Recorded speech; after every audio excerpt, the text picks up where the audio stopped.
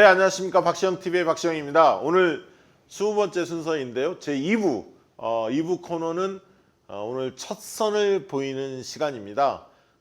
제목은 현장은요. 아까 1부가 종편은요였죠. 2부는 현장은요입니다. 그래서 현장에 늘 민생 현장에 가장 가깝게 있고 늘 많은 분들의 그 서민들의 어려움을 대변해주고 있는 우리 안진걸 민생경제연구소장을 중심으로 해서 이 코너가 운영이 될 겁니다. 그래서 안진걸과 친구들이라는 컨셉으로 늘 그 현장에서 활동하고 계시는 시민사회 인사나 전문가들 모시고 이야기를 듣는 시간입니다. 우리 안진걸 소장님 나오셨습니다. 박수로 맞아주시기 바랍니다. 안녕하십니까. 안녕하십니까. 네, 아유. 예. 오늘 요즘에 이제 마음도 무거울 텐데 이따 그 얘기는 좀 드려보고요. 예. 오늘 또 첫 번째 주제가 요즘 가장 핫 이슈인 부동산 문제입니다. 그래서 부동산 문제에 관련해서 특히 주거 안정 이 문제에 관련해서 국내 최고의 전문가이신 우리 참여연대에서 활동하고 계시는 이강훈 변호사님 모셨습니다. 반갑습니다. 네, 안녕하세요. 자, 먼저 이제 각자 소개를 조금 드려봐야 할 것 같은데 안진걸 소장이야 뭐 많은 분들이 알고 계시니까 생략, 과감히 예. 생략. 좋습니다. 네. 원래 이 안진걸 소장님하고 방송을 하게 되면 시간을 어떻게 통제하냐 이게 가장 중요합니다. 내용은 빵빵한데 시간을 통제하는 게 중요한데 오늘은 본인께서 좀 협조하겠다 이렇게 의견을 주셨기 때문에 믿고 한번 달려보겠습니다. 이강훈 변호사님에 대해서 조금 소개를 드리고 시작해야 할 것 같은데 주로 어떤 쪽에서 활동을 하셨습니까? 본인 소개를 조금 해주시죠.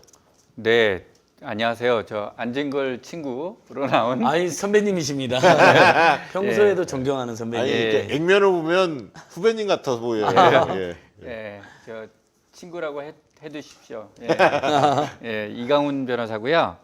저는 참여연대에서 한 2014년 정도부터 실행위원을 맡고 있습니다. 그래서 주로 부동산 관련돼서 지금 임대차법 개정, 그다음에 이제 주택시장 안정화 이런 것들에 대해서 예. 우리 서민들, 무주택자들의 입장들을 좀 대변을 해서 활동을 해왔습니다. 아, 그러시군요.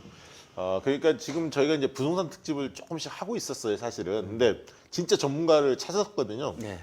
지난번에 한번 그 희년함께 예. 그분 이제 모셔서 한번 얘기 한번 들은 적이 있었고요. 오늘 이제 이동훈 변호사님 얘기 듣고 이강훈 변호사님 얘기 듣고 다음 주에는 윤호중 그 민주당 그 사무총장, 예. 과거에 이제 정책위원장도 했고요. 지금 법사위원장이죠. 이분도 이제 관심이 많기 때문에 예. 그분까지 얘기를 들으면 저희가 조금 윤곽이 좀 잡힐 것 같아요. 시민사회 목소리, 그다음에 그 여당 쪽에서 어떻게 그걸 준비하고 있는지 얘기를 좀 듣고 예. 감을 잡으려고 지난주에 하는데 그 희년함께 이성영 팀장도 예, 예. 이강훈 변호사님, 이성영 팀장님 저희 등 예전에 음. 그 노무현 정부 때 종부세 네. 만들고 운동 같이 했던 분들입니다. 그러세요? 예, 같이 예. 해서 네. 종부세 잘 만들어 놨는데 이명박 박근혜 때 완전 히 무력화 시키면서 투기 근절과 불로소득 수단으로서도 힘을 잃고 그래서 다주택자들이 또 활개치면서 집값을 올리는 그런 배경도 됐습니다. 그러니까 자꾸 이명박 때 부동산 정치 좋았다는 일각의 이야기에 대해서는 정말 끔찍합니다. 요건 꼭 짚고 싶더라고요. 근데 뉴타운 광풍으로 집으로 돈을 버는 분위기를 이명박이 만들어놨고요. 종부세를 무력화시켜놨고 전국의 재개발, 재건축 뉴타운 열풍을 불러일으켜가지고 완전히 투기 수단으로 완벽하게 우리 사회에서 그전에도 그랬지만 이렇게까지 심하게 된 게 이명박 때거든요. 근데 그때 예를 들면 산술적으로 집값 상승률이 지금보다 좀 낮았다는 이유만으로 그때 정치 좋았다? 그건 그렇게 평가해서는 안 된다고 봅니다. 역시 그 발언 총량제는 필요해 보입니다. 예, 아니, 요건 꼭 짚어야 되니까. 알겠습니다. 이성영 예. 팀장과 좋습니다. 이광 변호사 그때부터 제가 같이 활동했다는 그러니까 얘기 해드리려고. 2014년부터 지금 이제 주택 문제에 관련해서 임대차 보호법을 중심으로 해서 어쨌든 그 참여연대에서 활동하시면서 민생 지금 본부 부본부장을 예, 역임하고 계신 거죠? 네. 임대차 3법에 대해서 바로 한번 들어가 보죠. 네. 지금 뭐 제가 이제 언론의 내용을 좀 보니까 710 그 부동산 대책 발표한 이후에 이게 이제 대개는 그 종부세 문제가 문제. 크게 알려져 있었는데 네. 과세를 세게 했다 뭐 이런 거 아닙니까? 네. 근데 이게 이제 세입자하고도 연관성이 상당히 있다 이런 얘기들이 막 들려오거든요. 실제 네. 어떻습니까 상황이? 그래서 이제 그 710 대책에서는 그 양도세하고 종부세 단기 이제 매매를 하는 부분에 대해서 이제 양도세 2년 이하의 경우에 그 이제 매매를 하면 양도세 세게 물리는 네네. 분하고 그다음에 이제 종부세 그 다주택자일수록 그리고 이제 고가 주택을 가지고 네. 있을수록 종부세 세게 매기겠다. 음.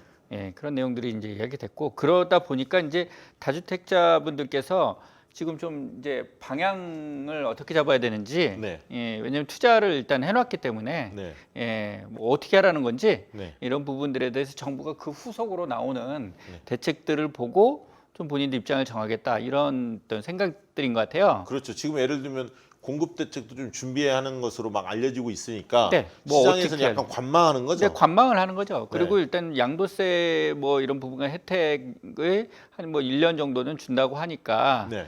그 기간 안에 팔 건지 말 건지 결정을 해야 되는데 앞으로 이제 이 한 번의 대책으로 다 끝나는 게 아니고 계속 연달아 나올 것으로 예상을 하고 있기 때문에 네. 그 내용이 뭔지 일단 보겠다 하는 그런 관망세가 있을 것 같아요. 근데 이게 세입자들이 왜 그 불안감, 그다음에 이 걱정한다 이런 얘기들이 막 나오고 보도가 나오고 있거든요. 네, 근데 그거는 네. 이 요거 자체보다는 네. 그 동안에 이미 이제 지난 2, 3년 동안 주택 가격이 꽤 올랐잖아요. 네, 네. 꽤 올랐기 때문에 그거를 이제 임대를 하시고 계신 분들은 이거 당장 팔 계획이 아니면 전세 가격이나 그 임대료를 올려가지고 이렇게 수익을 창출하시는 거거든요. 네. 그러다 보니까 이제 이거를 이렇게 반영을 실제로 해오고 있는 겁니다. 계속 그러다 보니까 전셋값도 계속 좀 올라가고 올라가고 있죠. 올라가고 있다 그렇게 느낌을 그렇게 갖고 실제로 또 그런 그러니까 이런 상황들이 거 아닐까요? 있으니까. 만약에 예. 그 다주택자들 고가 아파트, 고가 주택을 구입한 사람일수록 지금 쉽게 얘기하면 세금을 세게 물리니까 네. 그 세금을 내는 돈을 마련을 하려면 세입자들한테 전가하는 거잖아요. 돈 더 내달라, 네, 내줘라, 전세값 올리고 네, 그럴 이렇게 될 것을 지금 우려하는 임차인들이 거죠. 우려하는 거죠. 맞습니까? 맞습니다. 그래서 실제로 종부세, 그다음에 보유세가 이렇게 강화되니까 그러니까 안 그래도 지금 전세값이 뛰는 문제가 하나 있었고요. 첫 번째. 거기다가 종부세가 강화된다는 것, 그다음에 계약갱신 청구권이 도입된다 그러잖아요. 지금은 현행 주택임대차법은 89년도에 1년에서 2년으로 보호기간이 늘어난 다음에 지금 32년째 주요 골자가 고쳐지지 않은 유일한 법입니다.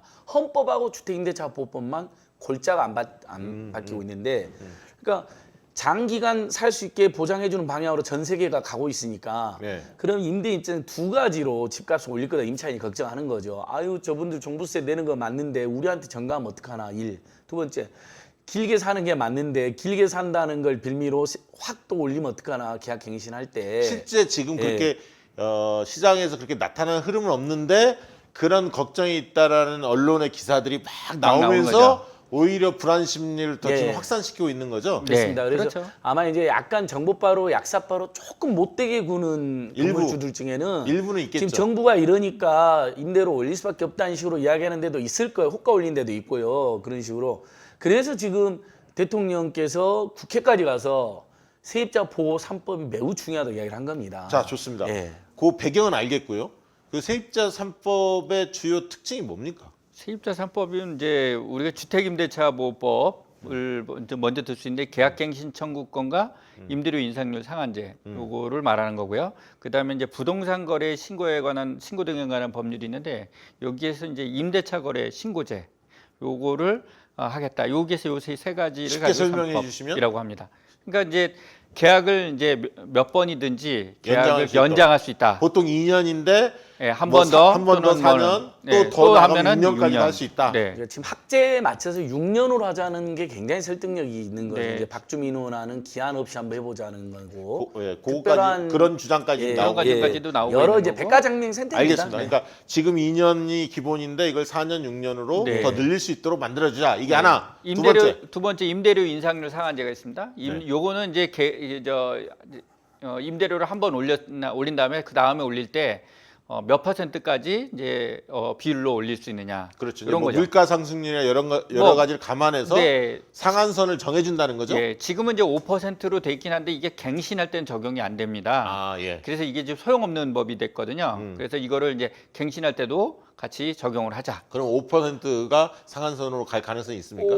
일단은 이제 제일 많이 나오는 5%인데 5%보다 좀 낮게 가져가야 되는 거 아니에요? 실제 5%는 높거든요. 높죠. 예, 사람들이 네. 소득 상승률이나 또는 물가상충 이런 걸 봤을 때 꽤 높은 겁니다. 그러면 이거는 지금 정부 입법 발의입니까? 아니면 개인 의원들의 입법 발의로? 의원들이 지금 계속 입법 발의를 하고 다양하게 있는 의견들이 지금 나와 네, 있고 지금까지는 정부에서는 요 안을 발의한 적은 없습니다. 없고요. 현재까지는. 그럼 일단 이제 입법 관련해서 조금 이따 여쭤보기로 하고 어쨌든 다양한 그 예를 들면 상한선의 폭은 의원마다 약간씩 예. 다양하게 지금 제출이 돼 있는 상태네요. 네. 세 번째는 뭡니까? 그다음에 이제 임대차 거래 신고제인데요. 이게 이제 우리 주택 거래 같은 거나 부동산 거래하면 그 이제 그걸 이제 신고를 하지 않습니까? 네네. 이거 마찬가지로 임대차 거래를 할 때도 뭐 월세라든지 보증금이라든지 이런 것들을 신고하자는 거죠. 그래서 네네. 이제 임대차 관계를 신고하는 겁니다. 그러니까 투명하게 드러내자. 네. 네. 그러면 이제 월세 같은 건 잘 안 드러났을 때도 있었는데 그렇죠. 지금까지는 이제 보증금을 보호하기 위해서 주로 이게 그 이제 확정일자. 전입하면서 확정일자를 받잖아요. 그렇죠. 확정일자 그때, 맞죠, 늘. 그때 이제 신고를 하는데 네. 월세를 이제 뭐 500에 계약할 때부터 바로 신고하게 만들자는 거죠, 지금.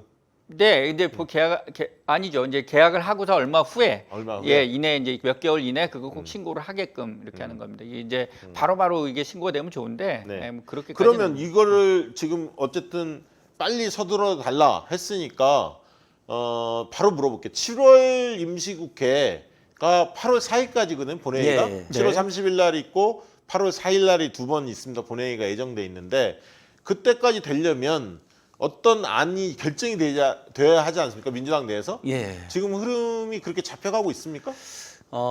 큰 흐름은 이제 박주민 의원이 먼저 법안을 내가지고 네.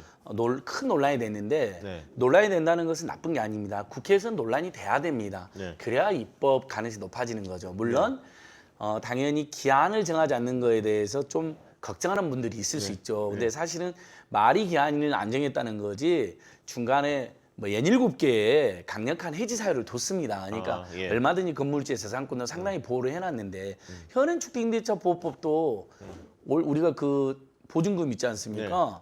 2달 안 내면 계약 해지 당합니다. 예, 상가는 3달 안 내면 해지 당하고 이런 강력한 양치가 있어요. 그럼 우리가 임대해주는 목적이 뭔가요?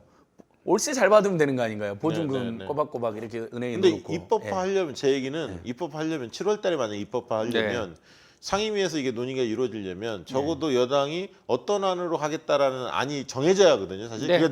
그게 논쟁이 아니 뭐랄까 논의가 빨라지는 건데 네. 지금 뭐 상황은 어떤 상황입니까? 지금은 이제 일단은 저도 지금 몰랐었는데 오늘 한번 이렇게 쭉 찾아보니까 이거 뭐 한 2, 3주 전에 찾아왔을 때 한 서너 개 있었거든요. 네. 근데 발의됐던 안이 근데 지금 이제 막 한 지금 제가 이렇게 만들어 놓은 거죠. 이렇게 많아졌습니다. 네. 예, 그래서 오늘 지금 제가 다 못 찾았을 수도 있겠다는 생각이 드는데요. 그러니까 이제 막 꺼내놓은 거죠 다. 아, 꺼내놓구나. 예, 우르르 그러면- 꺼내놓고 이제 논의를 이제 네. 시작하는 거라고 그러면 생각합니다. 이 문제는 다음 주 수요일 날 윤호중 의원이 이 자리에 나오시니까 예, 예. 아마 거기서 또- 뭐 정확하게 물어보면 그때쯤이면 가닥이 좀 잡히겠네요. 예, 예. 사실. 근데 제가 약간만 덧붙이면요. 이 주택임대차 보호법은 1989년도에 보호기간이 1년에서 2년으로 늘어나서 32년 동안 골자가 안 고쳐졌다 그랬잖아요. 네. 골자가 보호기간인데 네. 우리 시청자들도 잘 아시는 상가임대차 보호법은 이미 처음에 5년 동안 보여주다가 그게 너무 짧아서 10년으로 보호기간이 늘어났습니다. 네, 네, 네. 가맹사업법 있죠. 프랜차이즈 네, 보호하는 네, 법. 그 법도 10년 동안은 무조건 가맹사업을 하게 해놨고 심지어 10년 이후에도 계약 해지가 까다롭게 하는 법안이 지금 공정위가 얼마 전에 발의를 했습니다. 그러니까 그 얘기는 안 소장님은 주택 문제도 임대 기간이 꽤 길게 보장을 해줘야 한다. 그 얘기잖아요. 근데 다만 건물주나 사회적 합의도 거쳐야 되기 때문에 네. 지금으로서는 제가 이제 댓글도 봤는데 예. 학제 맞춘 6년안이 굉장히 강하게 대두되고 있습니다.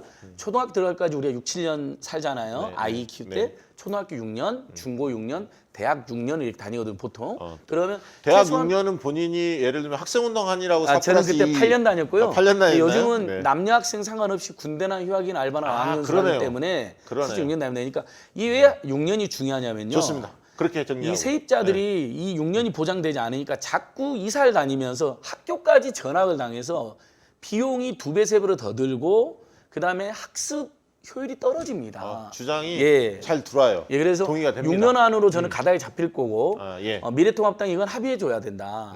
그리고 정부 아까 말씀드린 종부세하고 자기들 이제 세금 보유세 그러니까 이제 보유세에서 종부세 올라가면 그걸 세입자들이 떠넘길 수가 있잖아요. 네네. 그렇기 때문에 전월상한제가 지금 전속적 임대차까지 적용돼서 통과가 되면 종부세가 올라가는 걸 전가를 못 시키게 되는 거예요. 그래서 대통령께서도 종부세를 빨리 통과시키고 동시에 임대차 세입자 보호 3법을 빨리 통과시켜달라고 이야기를 하신 거죠. 대통령이 그 정도 강조했으면 여당이 바로 움직이겠죠. 네, 조율할 것 같은데. 그럴 거라고 생각합니다. 네, 네. 지금 우리 좀 전에 이제 말씀해주신 대로 이제 윤호중 의원, 뭐 네. 또 이원욱 의원, 네. 더불어민주당이시죠. 그다음에 이제 열린민주당의 김진애 의원 네, 네. 이런 분들이 지금 3번 갱신안, 2년씩 3번 갱신안을 내셨습니다. 그럼 뭐 거의 제가 볼 때는 실세들이 이제 의견을 말하자면 내네. 어느 정도 당에. 실세라고 그렇죠. 이야기되시는 힘이 좀 분들도 있는 여기 분들. 있기 때문에 네, 이원욱 의원 최고위원 후보로 나오고 윤호중 네. 의원님 예, 사무총장. 그래서 이제 네. 그분들이 이제 좀 아무래도 이제 발언력들이 좀 있으시고 네, 네. 하시기 때문에 이제 아마 그런 부분들에 대해서도 아마 그 비중 있게 좀 논의가 되지 않겠나. 거기에 그 윤호중 의원도 이제 그 2가지 법안을 또 냈어요. 그래서 임대차 5법이다 뭐 이렇게 불리기도 하던데 주택 표준 그 임대료 공시하는 거, 네. 그다음에 임대료 상한제 도입하는 거 다 또 의미가 있습니다. 보면 네. 이것도 마저 설명을 좀 해주시죠. 예, 지금 이제 표준 임대료라는 거는 이제 그 독일에서 이제 이런 제도들을 좀 시행을 하고 있는데요. 이제 네. 이제 어떻게 이제 그 도시에 있는 이 임대료를 조사를 해가지고 그거를 이제 공시를 하는 겁니다. 그러니까 그 예. 내용을 보니까 샘플링을 해서 네. 한 도시에 예. 샘플링을 여러 해서 지역에 그래서 이제 평균을 좀 내고 네. 그죠? 그래서 이제 기준점을 잡겠다는 거 아닙니까? 네. 그래서 그래서 이제 이제 주택 유형마다 네. 가격은 다르지 않습니까? 다르죠. 이제 그런 여러 가지 것들을 고려해서 이제 내놔야 되는 겁니다. 네, 그렇죠. 뭐 예를 들면 아파트도 있을 거고, 아파트도 있고 단독주택도 뭐 단독주택도 있고, 뭐 연립의 형태도 연립 있고, 다가구도 있고 그러니까 그런 어떤 차이를 두고 예.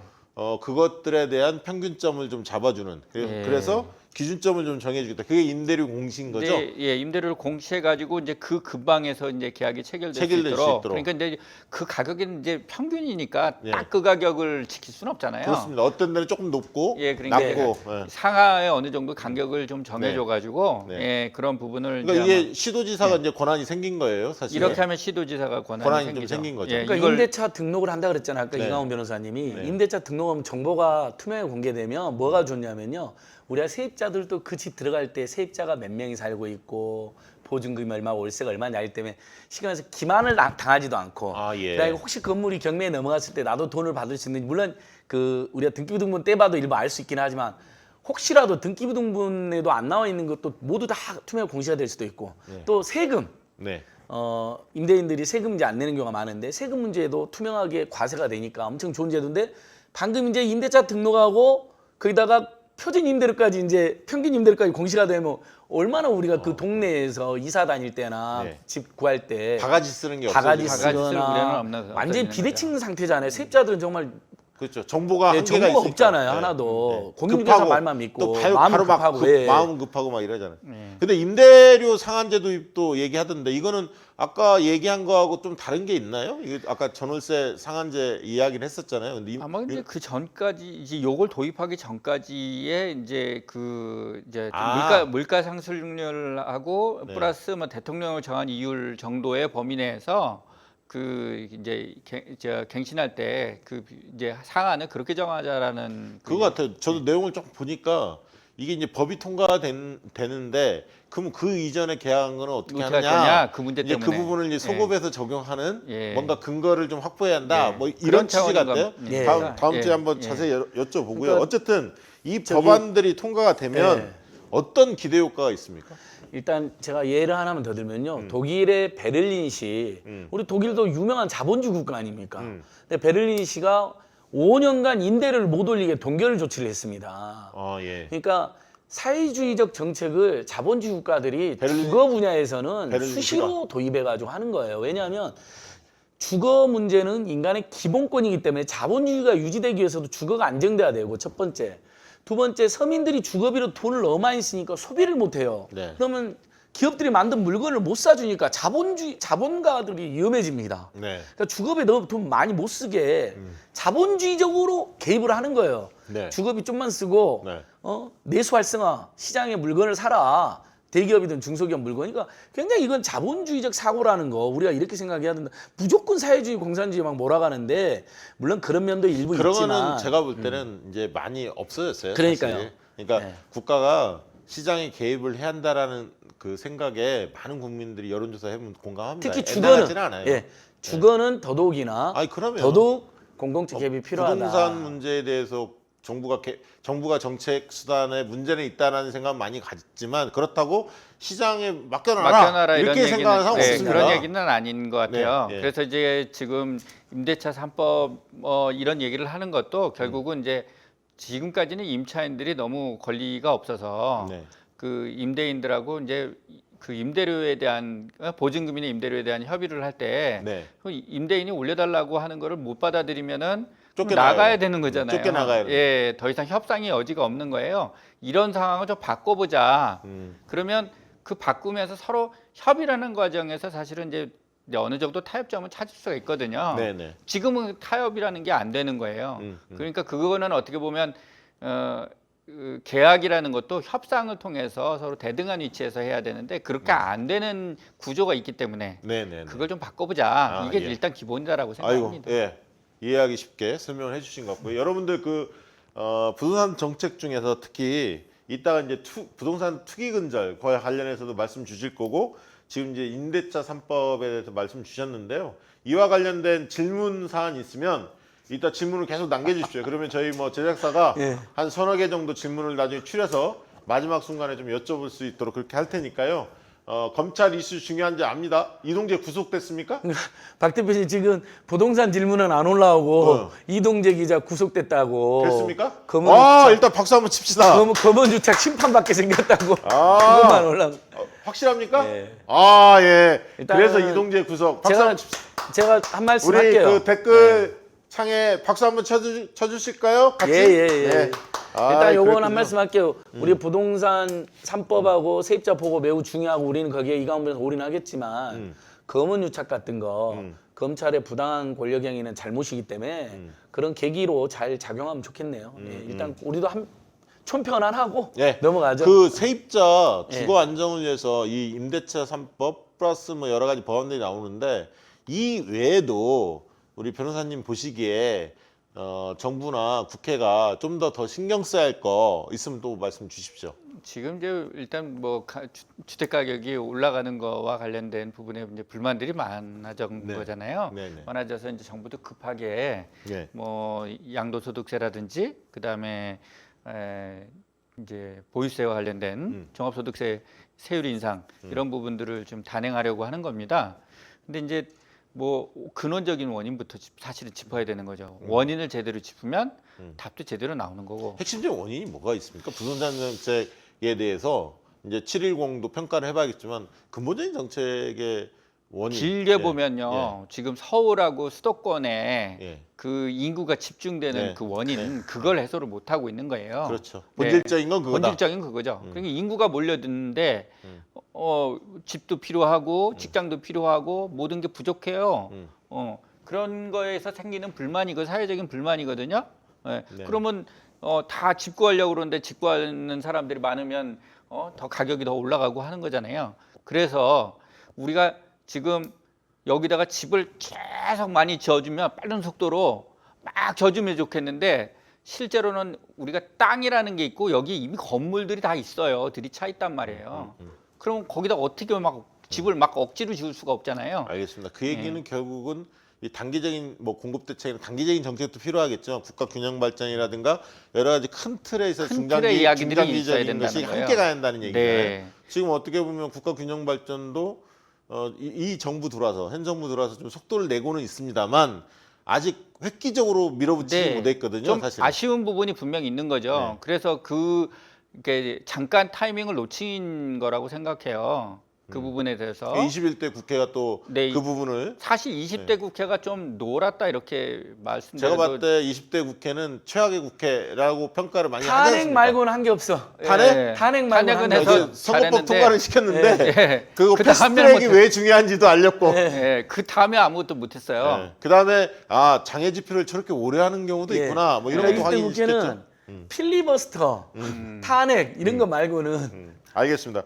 자, 710 대책에 대해서는 전반적으로 변호사님은 어떻게 평가하시나요? 그러니까 지금 6.17 대책부터 봐야 되는데요. 네.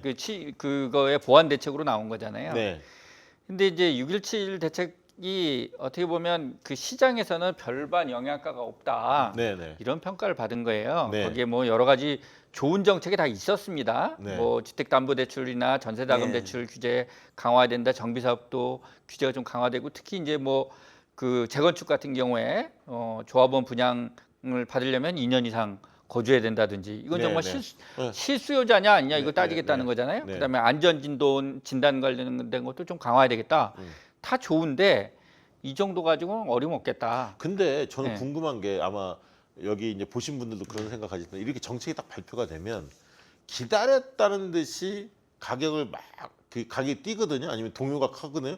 그러면 실망감 때문에 그렇게 해석될 수도 있겠지만 거대한 어떤 작전 세력이 개입하고 있는 거 아니냐라는 의구심도 갔거든요. 어떻게 보세요? 뭐 이게 정책이 100% 만족은 아닌데 어떤 부분적 효과가 있을 텐데 예. 하자마자 보면 막 뭐 1, 2주 사이에 어떻다 막 요동이 치거든요. 예, 그거는 이제 생각했던 부분보다 이제 규제 강도가 약하다고 판단하면 아 뭐 질러도 되겠다 이렇게 시장에 그러니까 잘못된 시그널을 주는 거다. 잘못된 시그널을 주는 거죠. 그렇기 그리고 때문에 너무 작게 이렇게 나왔다. 지역을 너무 좁게 핀셋 이렇게 해가지고 규제. 핀셋 핀셋 규제. 규제를 하잖아요. 좁게 규제를 하면 아 이거 피해 다니기 쉬운 거잖아요. 돈이 얼마나 빠르게 움직이니까. 지금 뭐 유동성이 워낙 크니까. 그럼요. 예. 예. 그래서 그 6월달 대책에 대해서 우리 시민사회 단체들의 가장 키포인트 지적이 뭐였냐면요.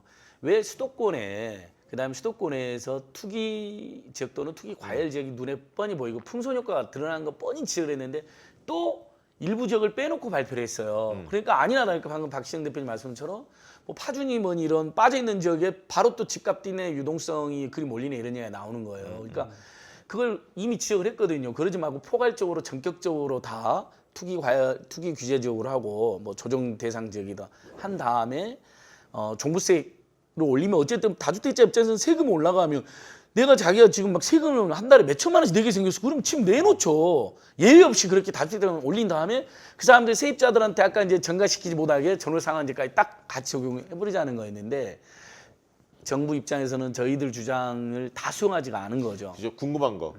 그 김현미 장관이나 이런 분들 있지 않습니까? 청와대 네. 뭐 예를 들면 김상조 실장이라든가 이런 분들 부동산 정책과 관련된 분들이 시민사회하고도 소통 이런 노력들을 많이 하고 있습니까? 저 되게 궁금하더라고요. 왜냐하면 이 무슨 부동산 정책 하면 경실련이 굉장히 목소리를 내는데 굉장히 정파적 느낌도 좀 들고요. 주장하는 거 보면 MB 때 얘기만 막 하고 있고 사실 좀 현실적이 않은 것을 너무 크게 강조하는 느낌도 사실 전 개인적으로 좀 네. 들었어요. 네. 그래서 참여연대 쪽하고도 많이 얘기합니까? 아 그렇게 저희들하고 자주 얘기하지 않습니다. 그러면 이제 참여연대 의견을 어떻게 전달합니까? 좀 주로 이제 민주당에 이제 전달을 하는 편이긴 당 한데, 쪽에?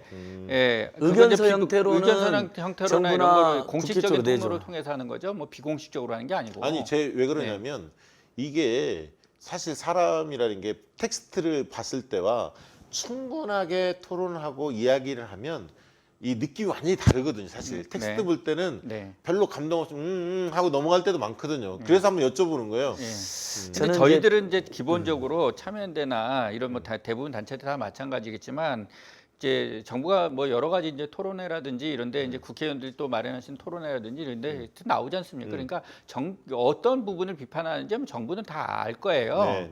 아는데 정부가 어떻게 보면 이제 그 지방과 그다음에 서울이나 수도권이 워낙 경제 양극화돼 있다 보니까 이런 부분에서 동일하게 규제하기 어렵겠다 이렇게 판단하면서 이제 서울이나 이런 부분과 관련된 좀 과도한 부분만 좀 잡는 거로 아마 기조를 세웠던 것 같아요. 그러다가 어쨌든 710이 나왔잖아요. 네, 네, 근데 그거는 이제 시민사회 불만이라든가 시장의 문제점을 좀 읽고 네. 낸 거 아닙니까? 그건 네. 어떻게 평가하세요? 710은? 710도 기본은 이제 포괄적으로 이렇게 이제 저 뭐 세율이라든지 이런 부분을 이렇게 규제한 부분은 굉장히 긍정적이긴 한데 네네. 여전히 뭐 많이 빠져 있다 이런. 핵심적으로 빠져 있는 부분이 뭡니까? 평가해줄 대목은 또 뭐고? 평가해줄 대목은 일단 이제 종부세라든지 이런 부분들을 지금 대폭 강화했다. 양도소득세 투기 규제 관련된 근데 그 얘기 그런 나오지 부분은 않습니까? 예를 들면 종부세 강화했는데 네. 굉장히 고가가 6%지 예. 실제로 구간이 굉장히 높다. 예를 들면 뭐 김두관 의원 지적대로 뭐 12억인가요? 그러니까 기존에 있는 이제 이제 가격대가 좀 상대적으로 높지 않다고 상대적으로입니다. 그런 가격 부분은 이제 뭐 변동이 없죠. 2주택 이하 뭐 이런 부분들에서는 지금 변동이 없고. 그러니까 다주택자 중에서 예. 고가 아파트, 고가 주택을 한 사람들한테만 3주택 이상 그다음에 조정대장 지역이 2주택 이상에 대해서는 좀 강화했고, 강화했고, 그것도 예. 주로 이제 아주 초고가 초고가 주택을 이제 대상으로 하다 보니까 이제 실제 대상자는 그렇게 많지 많지 않다는 않다. 거죠. 뭐 그 얘기가 있었습니다. 네, 네. 네.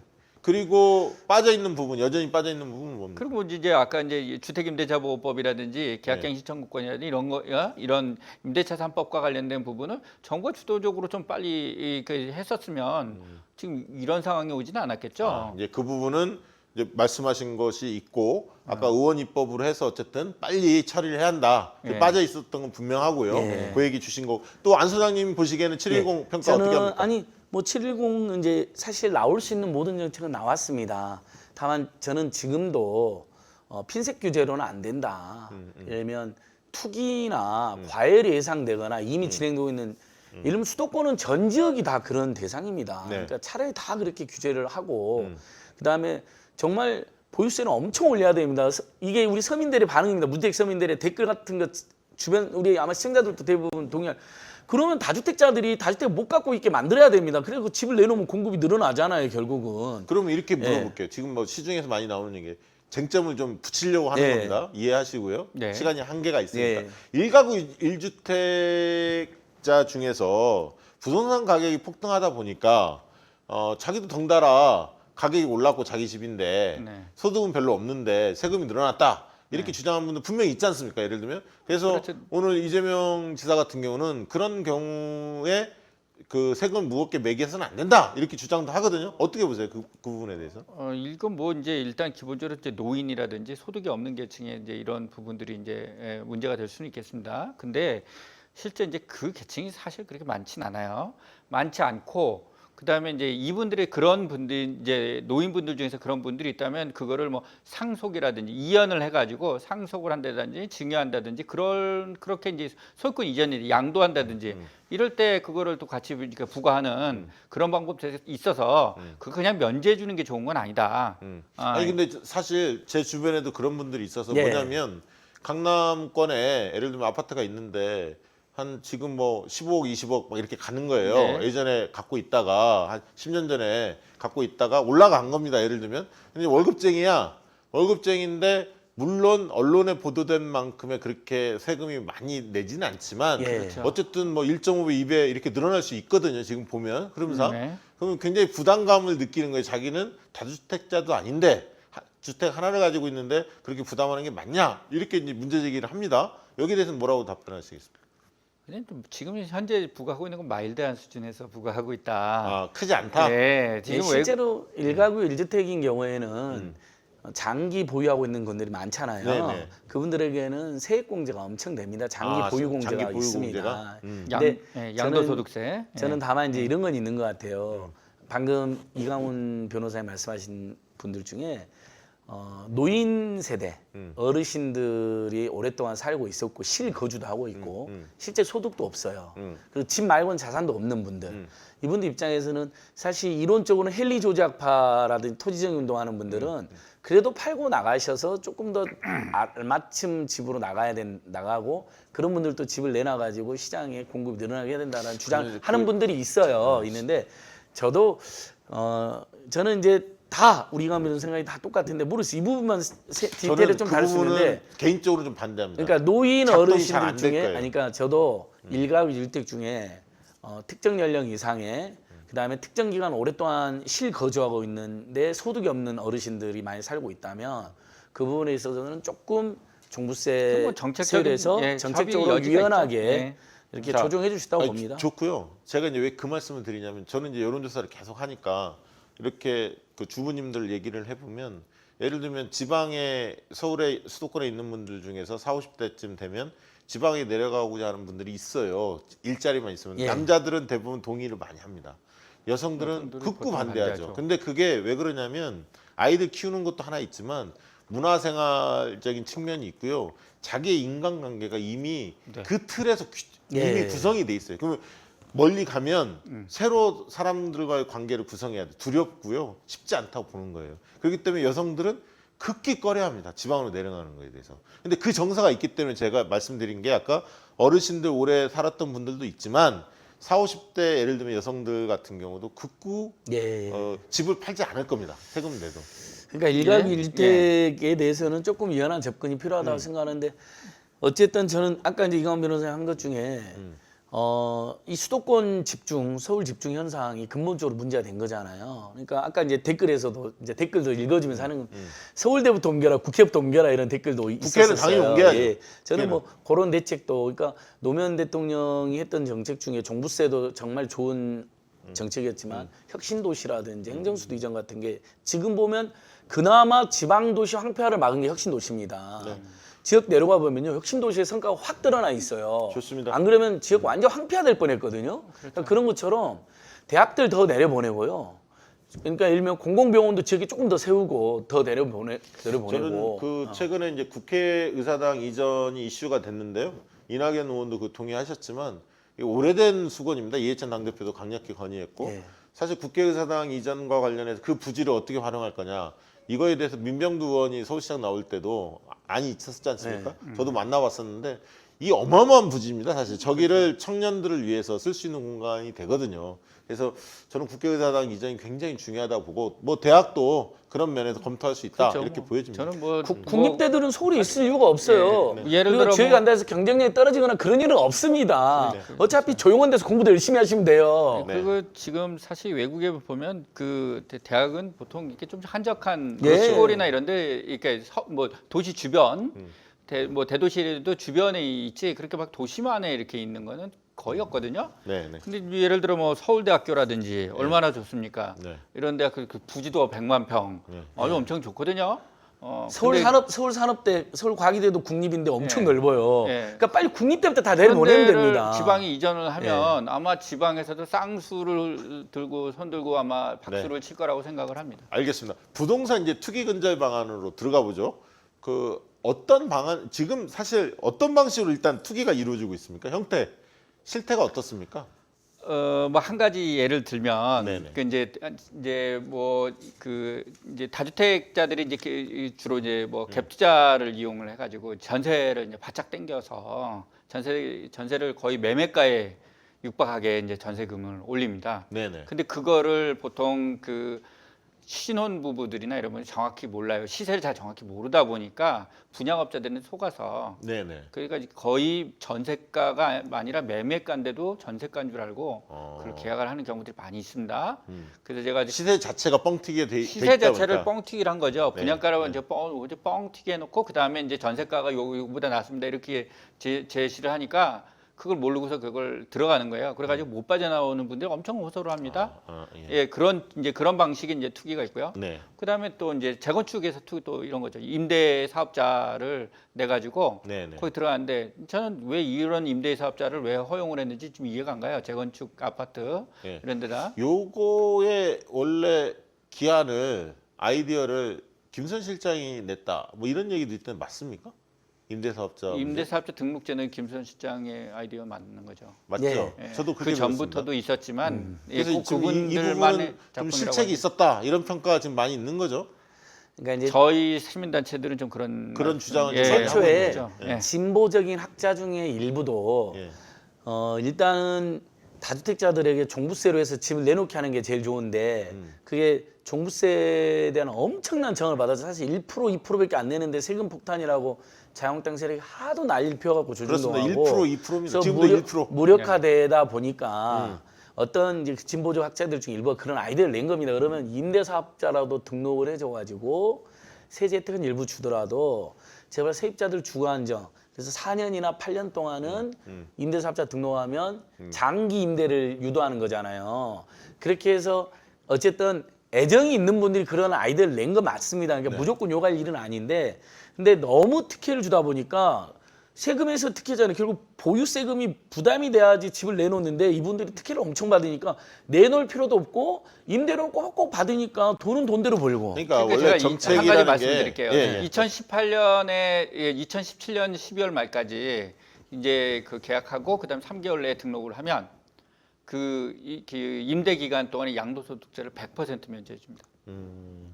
그만큼 오른 부분에 대한 100%. 예. 그러면 그분이 계속 임대를 그만큼 하면 차익이 그냥 남는 거 아니에요? 예, 완전히 100%. 네. 그러면 그때 사서 들어갔던 분들은 100% 지금 면제받는 거를 지금 기대하고 있는 거거든요. 이렇게 논하는 장사가 어디 있습니까? 이번에 이제 그 부분은 좀 조정이 이게 특혜가 없어진 거죠? 임대사업자 아니고요. 축소가 된 건가요? 살짝 축소는 된 거지만 살짝 축소인가요? 예, 지금 이제 기본적으로 혜택을 그대로 유지하고 싶은 사람들이 계속 임대를 할 수 있게끔 놔둔 거죠. 아 그럼 아니, 710에서 이 문제를 완전히 해결 못 완전히 했습니다. 해결 못 전격 했어요. 폐지하려고 가닥을 잡았었는데 네. 아니 그 정부 정책 비록 박근혜 정부 때 그때 믿고 들어갔는데 정부가 바뀐다고 이런 식으로 소급해서 적용하면 어떡하냐라는 이제 당사자들 반발이 있으니까 네. 또 약간 흔들렸어요. 아 근데 사실 조금 이건 애매한 부분이 있죠. 애매한 부분인데 왜냐하면 일단 지금 실제 정부 정책을 믿고 들어간 사람이 있긴 했으니까요. 향후에 없어지는 부분은 이제 4년 임대주택을 지금 단기잖아요. 이건 네. 이제 계약갱 신청구권을 이제 도입을 하면 2년이든 2+2든 또는 2+2+2든 이렇게 하면은 최소한 4년 네. 아니면 6년 뭐 6년. 이렇게 이제 갱신될 건데 4년만 임대하는 임대주택이라는 게 필요 없잖아요. 네네. 그러니까 이거는 이제 정부도 유지하기 어렵겠구나 이 판단한 거예요. 그런데 이 얘기는 이제 국토교통부에서도 이제 지금 현재 이제 2+2든 2+2+2든 뭐 이제 계약갱신 신청권이 좀 도입될 판이니까 네. 이거는 유지하기 이렇게 어렵겠다 네. 이렇게 하고 이제 버린 겁니다. 아 그렇군요. 향후는 이건 안 한다. 예, 지금은 이제 반발이 있으니까 네. 약간 봉합된 형태의 일부만 좀 축소했지만 그렇죠. 예. 결국 이거는 혜택이 이제 없어지는 방향으로 네, 갈 거다. 8년 제일 혜택이 많은 건 8년인데 네. 8년 임대주택 중에서 아파트 이건 안 하겠다 앞으로는. 근데 이제 시장에서 보면 늘 뭘 발표되면 법의 허점들이 늘 있지 않습니까? 이거를 또 막 유튜브나 뭐 특강하고 부동산 특강 하면서 막 그런 커뮤니티 뭐 이런 데서 방법들을 알려주면서 요리조리 빠져나가지 않습니까? 예. 예를 들면 그 지난번에 희년함께 이성영 팀장 같은 경우도 그 얘기를 하시더라고요. 그러니까 예. 예를 들면 다주택자들 똘똘한 한 채만 남겨놓고 나머지는 다 가족들한테 돌려놓는다든가 법인을 만들어서 예. 돌려놓는다든가 네네네. 이런 식으로 다 빠져나가는 지금 거 법인으로 아니냐. 바꾸는 거는 규제를 했고요. 이번에 예, 취득세 같은 거나 이런 부분도 이제 예전에 감면해 주던 거를 이제 다 없애버렸습니다. 그러니까 법으로 다 꼼꼼하게 촘촘하게 하면 막을 수 있는 방법이 막을 수는 있습니까? 있어요. 막을 수는 그렇습니까? 있는데 그리고 지금 거의 다 지금 그 어떻게 보면 가두리 양식장 같이 이렇게 네. 해가지고 지금 거의 다 몰아놓기는 한 겁니다. 근데 이제 그걸 어떻게 할 거냐 그 이후에 이분과 관련돼서 조금 더 논의를 해야 되는데 너무 이제 대책 발표가 급하게 나오다 보니까 다 정리가 안 돼 있다라는 느낌을 받아요. 예. 예, 그래서 지금 그 부동산 시장 참여자들도 이제 말하자면 상업적으로 참여하는 네네. 그런 부분들도 이제 좀 어떻게 하려는 건지 좀 보겠다라고 지금 하는 거예요. 그러면 그 변호사님께서 보시기에는 네. 다음에 지금 공급 대책 준비하고 있지 않습니까? 네. 보면은 네. 그 공급 대책을 낼 때 지금 물론 이제 임대차 3법 같이 의원 입법으로 7월달에 처리할 게 있고 공급 대책이 나올 그거는 때 정책으로 하죠. 예, 공급 대책은. 공급 대책은 이제 정책으로 나오는데 네. 그때 지금 710에 빠져 있는 아까 몰아넣었다고 하는데 몰아넣은 다음에 어떻게 할 건지에 대해서 빠져 있는 부분이 있으면 그때 한꺼번에 발표가 됐으면 좋겠다. 저희들 입장은 그런데 예. 예, 그런 부분들에 대해서 좀 그 특히 이제 국회의원들께서도 네. 좀 적극적인 자본이 입장들을 어떤 좀 게 필요합니까? 지금 얘기했던 지금 네. 임대주택 임대 등록제를 네. 지금 현재 약간 불완전한 상태로 놔뒀거든요. 네. 이걸 어떻게 할 건지 지금 네. 세제도 지금 이게 충분하게 지금 그 이렇게 다운이 안 돼 있고 지금 기존 세대 혜택은 또 유지하겠다고 지금 하고 있고 그런 지금 입장이거든요. 그렇다 보니까 이거에 대해서 애시당초 뭐 이중구 교수라든지 서울대 이제 전 교수님이시잖아요. 네, 경제학과. 이중구 교수. 예, 이 부분에 대해서 칼럼도 잘 상당히 좀 그 비판적으로 보고 계시거든요. 네, 이게 뭐 네. 매물을 왜 이렇게 다 여기다 이거 가둬놓고서 여기다 있냐, 뭐 이런 좀 생각들을 갖고 계셔요. 이게 혜택을 너무 많이 지나치게 줬다. 이게 예. 항상 이게 부동산 문제는 이해관계가 충돌하는 문제이기 예. 때문에 완벽한 어떤 제도라는 게 쉽지 않지 않습니까? 네, 네, 그건 뭐 예, 맞습니다. 사회적인 예. 타협도 좀 필요하고. 네.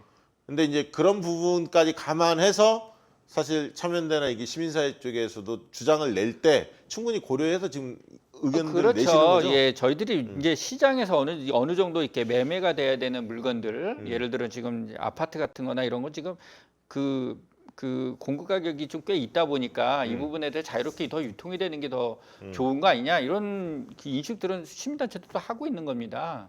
네, 알겠습니다. 예.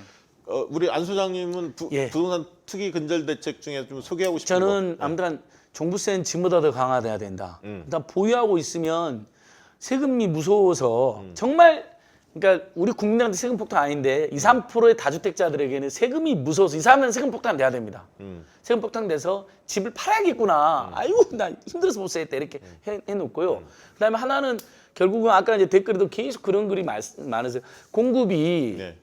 수요보다 많으면 어차피 떨어지는 거 아니냐. 그게 그럼 많은 분들이 주장하죠. 예, 예. 실소유자들은 집값 떨어지길 기다렸다 사시면 되고요. 예. 근데 이제 우리 보세요. 결혼하는 사람 줄어들고 출생아도 줄어들었어요. 앞으로 수요자는 자연적으로 줄어들게 됩니다. 저는 집값이 곧 잡힌다고 봅니다. 곧 언젠가. 근데 이제 이런 것도 있지 않습니까? 제가 예. 하나씩 물어볼게요. 예를 들면 1, 2인 가구들이 늘어나지 않습니까? 예. 네. 과거에는 3, 4인 네. 가구들이 많이 살았는데 그런 면에서 인구 축소가 곧 이꼴 공급량으로 등치시킬 수 있느냐 이런 반론도 나올 수도 그러니까 있거든요. 그건 근데 세태를 보면 알 수가 있습니다. 자, 1, 2인 가구 중에 소득이 많은 사람은 집을 사겠죠. 살려고 하겠지만 어차피 혼자 살고 둘이 사는데 크고 넓은 집 사봐야 환경 파괴 많이 들고 에너지 낭비되고 관리비 많이 든다. 아주 작은 소규모의 집을 선호하거나요. 아니면 소규모의 공공임대주택을 선호하는 목소리가 지금 확산이 되고 아니, 있습니다. 당연하죠. 예. 그 그래서- 임대주택을 많이 지어야죠. 그래서 그렇죠. 지금 예. 저는 예. 미친 듯이 임대주택을 짓자는 제안을 같이 합니다. 좋습니다. 1, 2, 그다음에 예전에는 그리고 예. 임대주택을 짓되 도심권에 재 네. 그렇죠. 이제 저도 그 출퇴근이 부분에 편안한 대해서 곳인데 네, 그 부분 찬성을 하는데요. 시프트가 지금 서울권에 있는 임대주택이 가장 인기가 좋습니다. 왜냐하면 도심권에 있고 20년간 쫓겨나지 않는 아파트입니다. 임대주택 중에. 그 매력 굉장히 매력적이거든요. 제가 지금 공공임대주택에 살고 있어서 너무 잘 압니다. 계세요. 네. 그러니까 서울 수도권 전역에 그다음에 준수도권 뭐 온주나 천안까지 포함하는 겁니다. 이런데 미친 듯이 시프트를 짓자는 겁니다. 좋습니다. 그래서 집 살 필요 없다. 20년 동안 내가 쾌적하게 살 수 있는데 자, 이러면 집값 좋습니다. 떨어집니다. 그거 동의하고 그러면 임대주택을 늘릴 수 있는 현실적 방안은 뭡니까? 우선 임대주택을 시내에서 공급을 하려면 뭐 예를 들어 이제 상업지역 이런 부분에서 지금 저 서울시가 하고 있는 것 같은 그런 이제 공공지원 민간 임대주택 이런 것들을 이제 늘리는 방법이 있고 네. 실제 제가 지금 그 회의에 계속 들어가고 있거든요. 네네. 그 심의위원으로. 예. 그래서 꽤 잘 진행이 되고 있습니다. 네. 예, 그 일반인들이 그렇게 잘 모르셔서 그런데 네. 주변에 이제 동네에 꽤 많이 들어와 있습니다. 지금 이게요. 역세권에. 그 다음에 이제 이거 말고도 이제 그저 공공개발 관련된 그 이제 부지들 있잖아요. 예. 가능한 부지들을 이제 그 공공이 주도로 해서 이제 개발하는 방식이 있고요. 그거 말고 또 하나가 이제 정비 사업입니다. 지금 정비 사업이 사실은 숫자만 굉장히 많지 재개발 같은 게 잘 진행이 안 되고 있거든요. 그리고 지금 한 번 뭐 진행되는 것도 뭐 15년씩 막 20년씩 이렇게 걸려요. 이런 부분들은 결국은 이제 결국 사업성 문제도 있고 여러 가지 조합 이해관계 같은 걸 조정하는 게 쉽지 않기 때문에 그런 거거든요. 그거를 공공이 이렇게 안정적으로 이렇게 리스크는 줄여주고 그 다음에 수익성은 올려주고 이렇게 하면 충분히 가능한데 다만 이제 제가 공공을 얘기를 하는 거는 어떤 거냐면 어떤 측면이 있냐면 그건 이제 토지 소유자한테도 좀 좋은 측면이 있지만 공공에도 좋은 게 있는 거예요. 즉 공공주택을 공급하는데 상당히 이점이 있는 방식이거든요. 그래서 이걸 통해서 임대주택을 지금보다 훨씬 더 늘릴 수가 있어요.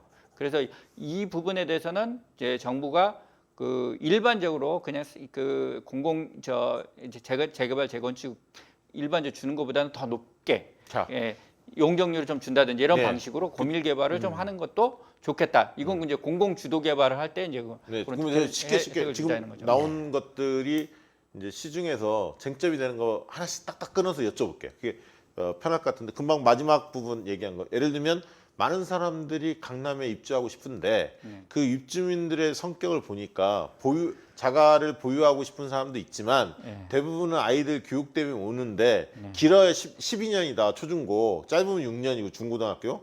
그렇기 때문에 그분들은 사실은 임대를 원한다. 돈도 많지도 않고.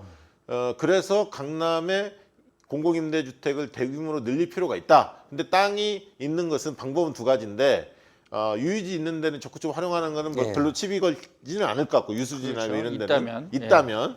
두 번째는 이제 재개발 재건축이요. 재건축과 관련해서 용적률을 지금 말씀하신 대로 좀 높여주되 그 용적률 높이는 혜택을 주는 만큼 공공 그 임대주택을 임대 아파트를 들 수 있게 의무화 시켜갖고 거기서 그 부분들은 정부가 매입을 해서 책임지고 그래서 공공 어린이집, 유치원 이런 거를 해서 살기 좋게 만들어 주자 이런 주장이 하나 있습니다. 그 부분에 대해서 어떻게 생각하세요? 우선 재건축 관련돼서는 그 공공임대주택을 재건축에도 의무화해야 된다는 주장들이 오랫동안 있었습니다. 네. 그리고 이 부분과 관련돼 가지고 재건축이 지금 이제 재개발보다 잘 되는 이유는 공공임대주택 그 의무가 네. 없기 때문이에요. 아, 예. 그래서 수익성이 더 좋은 겁니다. 예, 그래서 이제 이분 관련돼서는 너무 과도하게 여기에 지금 이익이 날 수 있는 구조를 좀 만들었기 때문에 네. 그래서 이제 재건축 초과이익 같은 것도 하잖아요. 이게 근데 로또 막 이런 그렇게 얘기가 나오는 거죠. 예. 이제 이렇게 이제 공공임대주택을 짓게 해주면 그러면 이제 그 부분에서 이제 초과이익에서 빼주면 되는 거죠. 그렇죠. 그죠? 그러니까 그게 타협이 이루어질 수 있는 거잖아요. 네, 사실. 네. 그러면 그 부분은 반대하지 않는다는 거죠. 네, 그런데 이제 용적률 관련된 부분은 좀 조심스럽게 다뤄야 된다는 생각이 들거든요. 용적률을 높여주면 무슨 문제가 생기냐면 바로 또 지가가 올라가요. 그래서 일반적으로 이걸 올려주면 지가가 상승하는 문제가 반드시 뒤따르기 때문에 용적률은 이 공공임대주택을 어떻게 공급하느냐와 같이 매칭을 그렇죠. 해야지만 매칭을 되는 해야죠. 거예요. 예. 그 얘기고. 알겠습니다. 예. 그다음에 도심 한가운데 박원순 시장이 아마 그걸 준비한 것으로 저는 전해 들었는데 예를 들면 고도 제한, 역사문화 뭐 예를 들면 규정이 있지 않습니까? 예. 그래서 이제 고도 제한 시내권, 도심권은 그런 게 많이 적용이 되는데 이 규제를 조금 풀어주고 그래서 고밀도로 뭐 40층, 50층의 대규모 아파트 단지를 하고 거기에 이제 공공임대주택을 넣는 방식을 해서 아까 이제 역세권하고 비슷한 건데요, 개념이. 그런 방안에 대해서는 어떻게 생각하십니까? 저는 이제 어느 지역을 얘기를 뭐 하면 이제 뭐 또 이제 이야기가 이제 시끄러운 얘기들이 나올 것 같아서 그 이건 지역마다 할 수 있는 데가 있고 할 수 없는 데가 있다고 생각이 그렇겠네요. 됩니다. 예, 예. 근데 그러니까 이게 이 자체 예, 예. 시도에 대해서는 어떻게 생각하세요?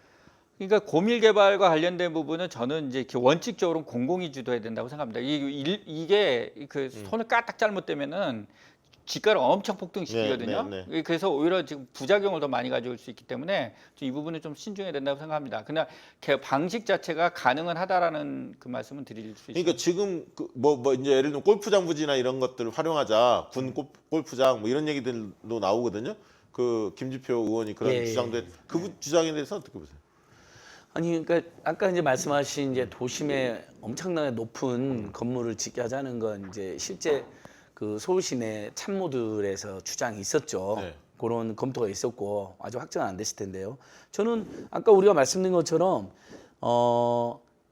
활용할 수 있는 부지들 다 활용하는 게 의미가 있다고 봅니다. 그러니까 국회나 국공립대들 빨리 다 지역으로 내려가는 그런 부지들, 그 다음에 골프장, 그 다음에 예를 들면 주민센터들도 보면요 아주 좀 면적이 꽤 되는데 2층, 3층짜리만 있는 주민센터도 꽤 많죠. 많습니다. 네.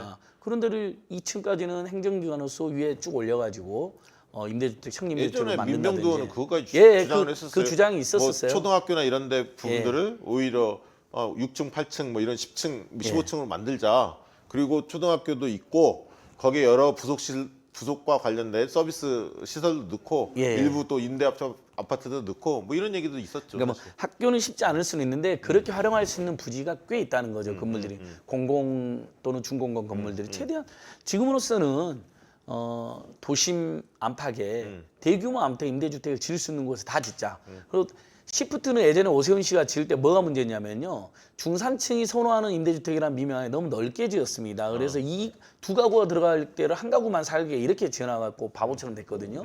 근데 지금은 1, 2인 가구가 많기 때문에 50%가 되기 때문에 면적을 5평에서 10평짜리만 있어도 들어가 있다는 청년들이 수두룩해요. 그렇습니다. 그 얘기는 많이 들었어요. 그러니까 네. 훨씬 쪼개서 많이 지을 수가 있는 풍토가 됐어요. 환경 문제, 에너지 문제, 관리비 문제 때문에 큰 집을 원하지가 않아요. 1, 2인 가구가 또 50%, 60%가 되기 때문에. 그러니까 훨씬 효과적으로 많이 지금 공급할 수가 있게 된 거죠. 그리고 요즘에는 뭐 붙박이 뭐 이런 시설들이 네. 너무 잘 돼 있지 않습니까? 그렇죠. 네. 지금 이제 과거하고 이제 가구 구조가 많이 달라졌기 때문에 1, 2인 가구에 이제 아주 넓은 면적이 꼭 필요한 건 아니거든요. 근데 이제 주의해야 될 거는 그렇다고 너무 좁은 면적으로 하면 이게 이제 세계적인 추세가 꼭 맞진 않아요. 그렇죠. 아니, 너무 좁으면 안 돼. 너무 숨 막히면 안 좁으면 되죠. 또 숨 막히고 생활의 질이 떨어집니다.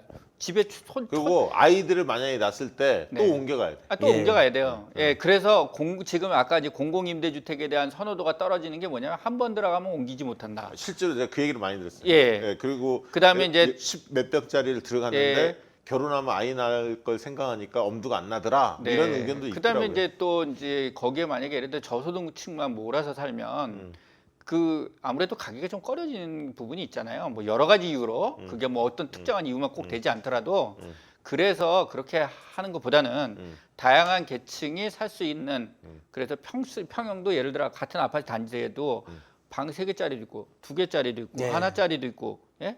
그런 것들이 다양하게 그다음에 이제 소득 계층도 아주 최저소득층부터 어느 정도 이제 5, 6분위, 7분위 정도까지도 살 수 있는 그런 그 미싱이 되는 어떤 마을 이런 것들을 만드는 어떤 그런 네. 그 작업들을 좀 해야 된다. 그래야 여기 들어오는 것에 대해서 그 문제가 좀 덜 발생하고요. 또 문제는 주민들 간에 그 리더십이 좀 형성이 돼야 되는데 너무 어려운 계층들만 계시면 거기서 주민들 자치 능력이 좀 떨어지는 부분이 있어요.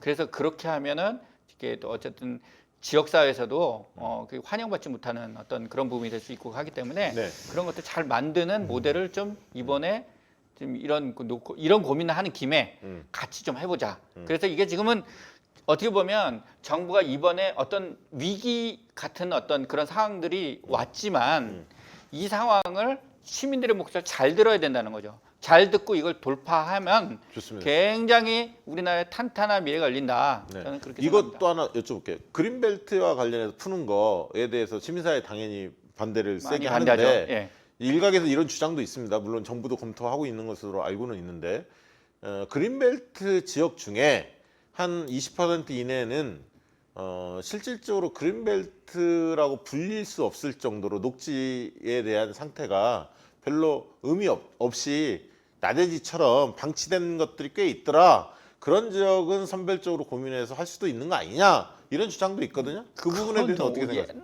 옛날 제가 들어오기 전에 약간 논쟁을 하고 들어오는 겁니다. 네. 이 변호사님부터 먼저 말씀해 예. 주시죠. 이 먼저 주장이- 얘기하시죠.